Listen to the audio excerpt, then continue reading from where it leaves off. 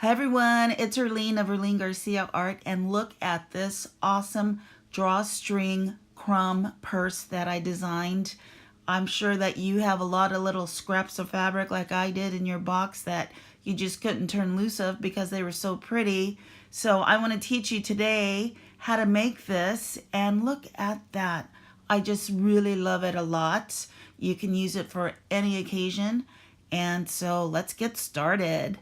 I had a ton of buttons, extra ribbon, just little remnants here and there, and I just wanted to create something fabulous. So let's get started.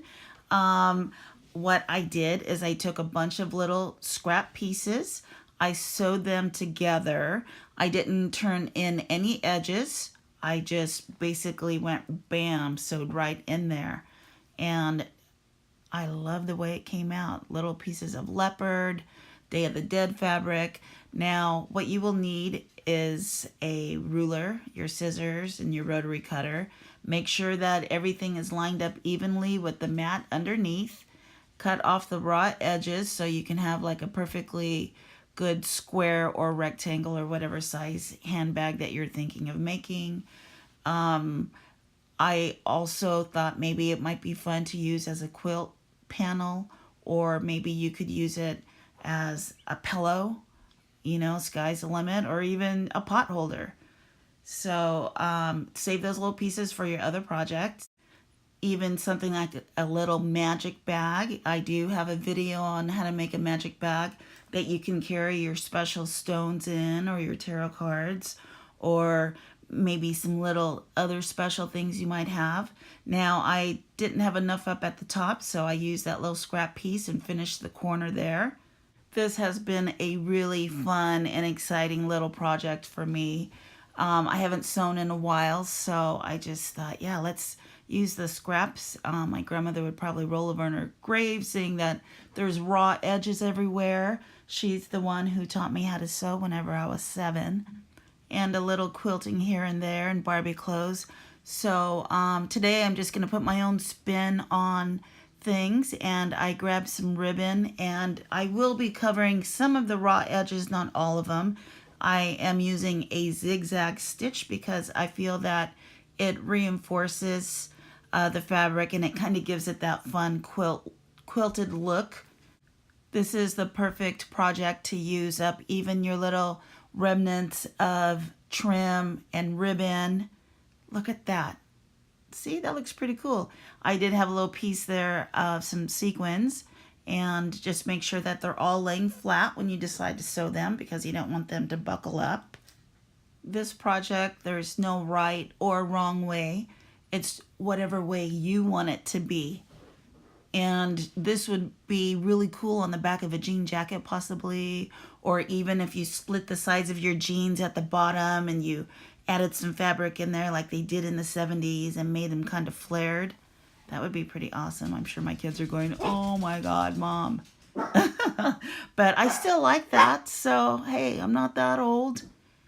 So look at that, that came out really cool. You could even make a bigger bag. You could make a diaper bag. You could make all kinds of fun things out of this. I like it. You could even make a really cool cuff bracelet, or you could even take your jean shirt and cut the collar off and cut the cuffs off and make something really cool like that. Oh, my dogs are barking. I think Peter is home with dinner. Oh, look at the rickrack. That came out pretty cool. Let's see if I can finish this before he comes in. Oh my gosh, I love that bright pink ribbon. I just had to put that in there. It was really awesome. I flipped it over, sewed it down, continued on my merry way, flipped it over, turned the corner again. I was just going crazy with this, as you can see. This could also maybe be the modern day crazy quilt. Crazy quilts are one of my favorite quilts ever. That looks pretty cool. There's some more trim. So make sure that you cut all of the little tiny threads off that are from the sewing machine. You don't want anything just hanging that's not supposed to be there. I used my little seam ripper to hold down that little tiny piece of ribbon. When the ribbon is that delicate, I kind of tripled up on it just so you could really see it, because there's a lot going on here. And there is absolutely nothing wrong with a lot going on, because that's the whole idea of this panel that we're making. I'm just loving that. I hope you guys make one. So I know that crumb quilts have been popular. I like the idea. I don't want to make a whole quilt. I just want to make something small, simple, a few bags to sell, and also give some as gifts. And you can even make a really cool wine bag out of one of these. And you would surely be the talk of the party, and people would order it from you. You could also use it as a lingerie bag, or even make one of the little backpacks, and I think that would be pretty awesome. You can even make a little tiny backpack, and you can just wear it out when you're out searching for treasures out in the world.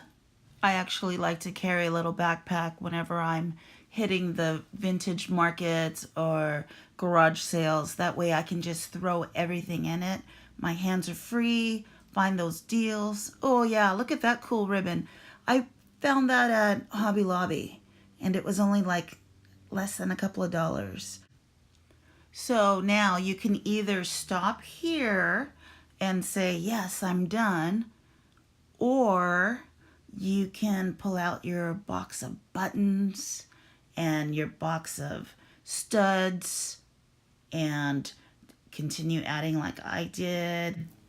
Oh yeah, I also found in my box of treasures some of those really cool little flower ribbons, and I added a couple of those on, as you will notice once we get a little further down the line.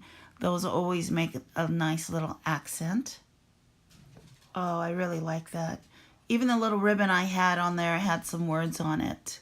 So right here, I decided what size I wanted to make my little drawstring bag. So these other pieces I'm going to save for another project. And those are some of my vintage and new buttons. So I will, oh, there's a low flower ribbon. I will decide which ones I like, sew those on, and then I have a box full of acrylic studs and Austrian crystal studs. As usual, I do prefer the Austrian crystal versus the acrylic, but this was a perfect opportunity for me to use the acrylic ones. And when you're using the studs, make sure that all of the prongs are firmly tightened, because you don't want it to get caught on somebody's garment or scratch their arm. And I'm using my needle nose pliers. I just found it a little quicker. You can actually buy a little extra tool to put your studs on, but if you have pliers, just use the pliers. The little rainbow iris of the Austrian crystal are my favorite ones, because it blends in with a lot of different colors. You can kind of see the difference there, but you know what? If you have the acrylic ones, who cares? Use them. That's what they're meant to be. And on the eyes of the little Day of the Dead skull, I had two different little vintage clear buttons. And then on this, I used a little bow with a pearl on it that I made a long time ago. That's a variety of some of the studs that I like to use. Now, this is a perfect opportunity. If you only have a few of those, you can use them up on this.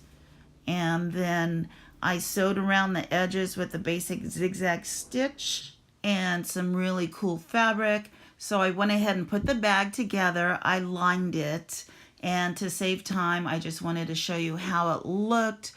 You can refer to a couple of my other videos on how to make a magic bag. It's the same drawstring design. So I just wanted to basically focus this particular video on the crumb quilting. So this little tool is called a bobkin, and I found it at John Fabrics for around $5 to $7, and it helps you thread through the top of your bag. If you don't have one, you can use a safety pin, but once I discovered this, I was like, woo-wee, I really liked it. It just saves you so much time, and as you know, with the safety pin, it can kind of sometimes rip your ribbon, and then you have to trim it. And I'm just, you know me, I'm all about saving stuff and not wasting. So let's just thread it through. And the ribbon I'm using is a stretch ribbon from Hobby Lobby. I bought it in 2 colors. And go ahead and thread it all the way through evenly. Make sure it's flat. I like to use clothespins to keep my ribbon rolled up on and separated. Then that way it's not like flying everywhere. So pull that through. And then what you're going to do is just a basic overhand knot. And make sure that you trim both pieces of your ribbon there to a really pretty little point, and I will show you how to do it. Just fold it over, go from the opposite end, cut, and that looks really cool. So do that on both sides. Yep, I like it. It makes it look nice and neat. Now you can put a little bit of clear nail polish at the ends of those points to keep it from fraying, but with this particular stretchy ribbon, I haven't had any problems with it. And so what we're going to do is we're going to go through the opposite end and circle all the way around again and pull those ribbons through. I love that turquoise color. And the colors that I chose bring out the background fabric. Do your little points. Do your little overhand knot again. Oh my gosh, I'm really liking it. I can't wait for you guys to see the finished product. And I hope you make one of these for yourselves or your friends, and I hope my video was easy enough to follow along. Look at it. I love it. So sky's the limit, you guys. Design, create, do not waste anything, recycle. And the background fabric of the green part, I actually found this skirt at the Salvation Army, and since I do like green, I thought that would make something cool, so I used it. And, well, that's it. Bravo to me. I wish you well. Have a happy day. Bye.